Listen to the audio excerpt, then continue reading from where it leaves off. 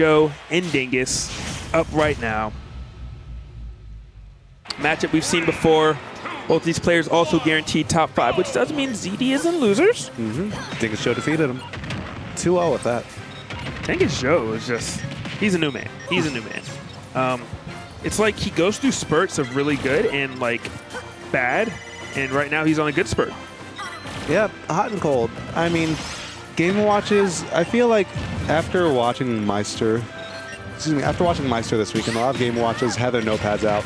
They were kind of taking down some of the things that he was doing, because getting top 8 at the second biggest Ultimate tournament ever is no small feat. I'm glad he did well, because now when Game Watch complain about the matchup, be like, you're bad, not your character. Yeah. I'm going to call him out. Game Watch is low-key nice, and I'm glad that other people had to experience the personal hell that MDVA has experienced the last couple months. And we're still experiencing it. Oh, that was a Meister play, by the way.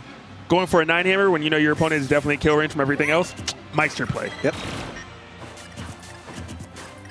All right. This character was always kind of good, especially with that like frame 3 intangible out of shield option. You just can't pressure him. Sakurai, if you're watching, if you're one of the 1.8 thousand people watching, I almost say, man, can we make it frame 5 at least? Come on, my guy. I mean, help me out. He needs a little something. That much? Like, you invincible? You can act out of it. And it's frame 3? All right, man. Ain't nothing wrong with having good characters in the game, even though personally, like, I do feel like that option's annoying. But ain't nothing wrong with having good options. Okay, all right. You got it. You got it. Good back throw. Speaking of good options, talk about the setup coming in from Seagull Joe. I'm attacking right, but it's a bait because I'm going to grab you from the left. Beautiful back throw right there. Now Dingus Joe playing from behind.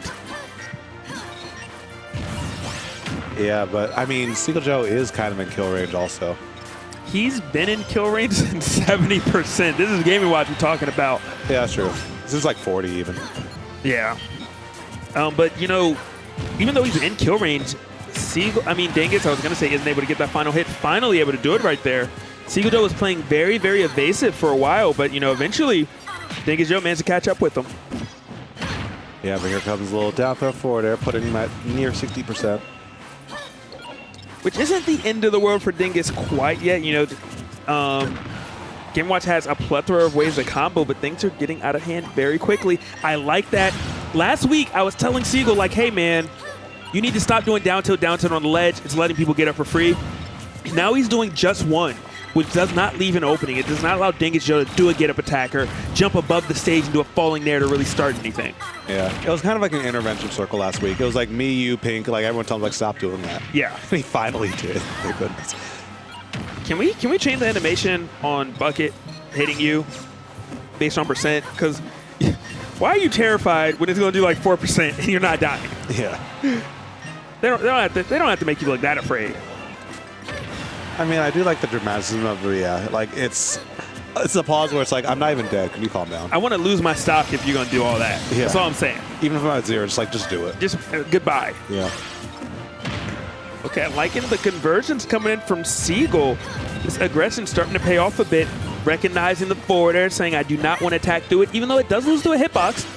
And now he's just baiting perfectly, you know? He's going into Dingus Joe's range, backing out just slightly, and then going back in to really punish anything Dingus Joe does. Unfortunately, that did not hit with the grounded hitbox or that down smash. I thought that forward air was going 2-frame. Dingus Joe was really close to being on the mark, but yeah, that's definitely going to be it.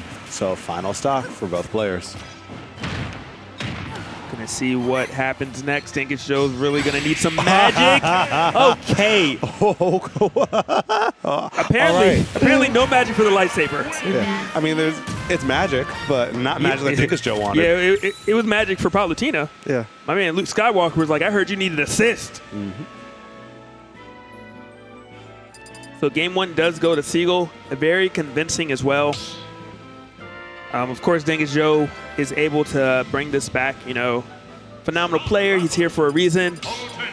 But I am going to say that matchup looked a little difficult.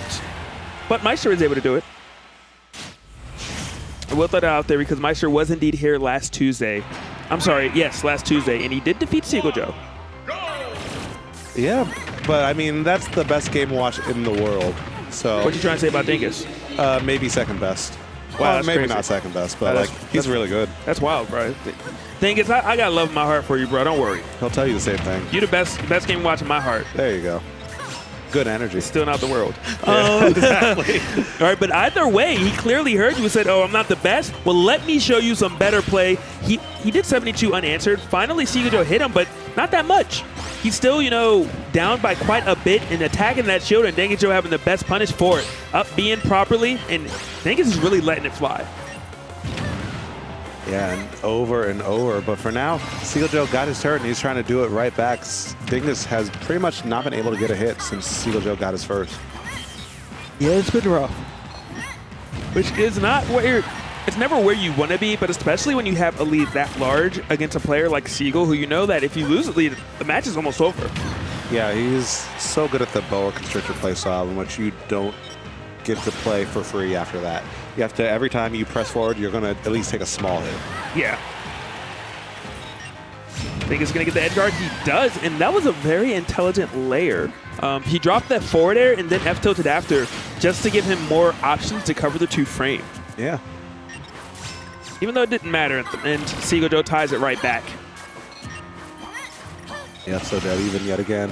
And whenever there's one nair, there's going to be more. And whenever there's a nair, there could be a fair. That's actually the title of my next mixtape. Nair to fair.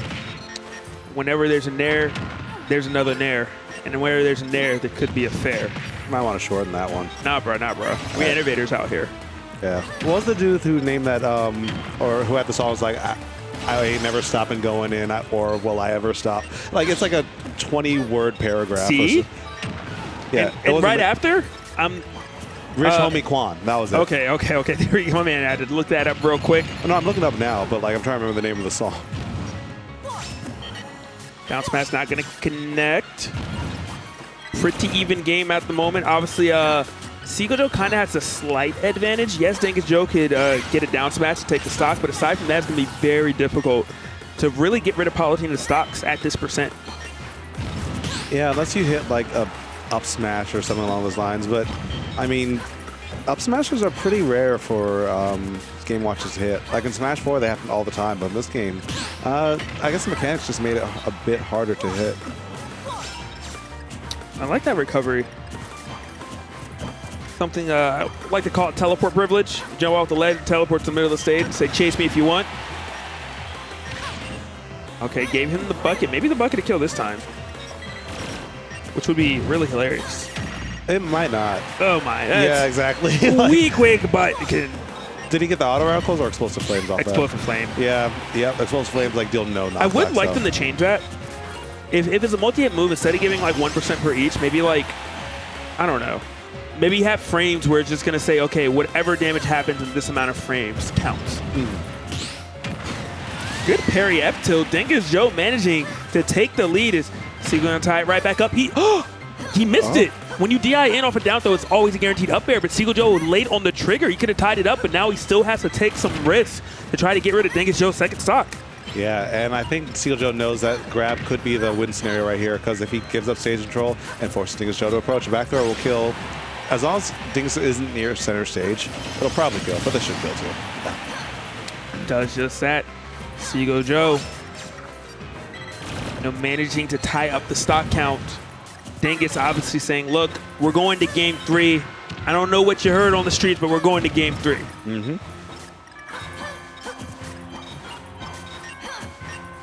So patient between the two at the moment, though. Until nair, fair, yep. And there we go, some good damage on the board.